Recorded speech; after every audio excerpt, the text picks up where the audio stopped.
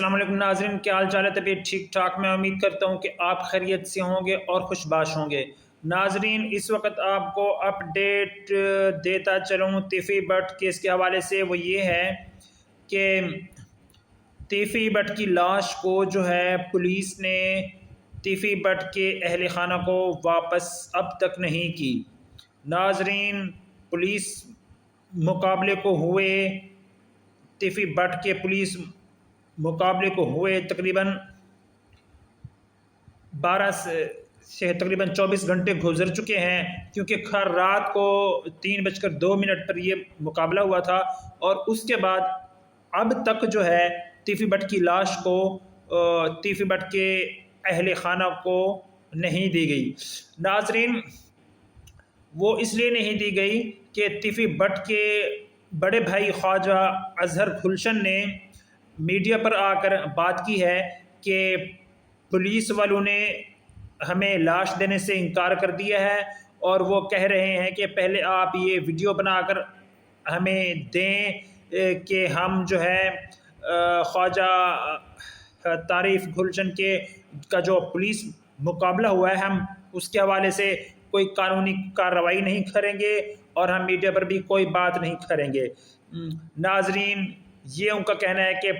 Police کی طرف سے ان کو یہ کہا گیا ہے کہ وہ اپنی یہ ویڈیو بنا کر ہمیں دیں، اس کے بعد ہی ہم تیفی بٹ کی لاش کو جو ہے ان کے حوالے کریں گے، ادروائز ہم نہیں کریں گے۔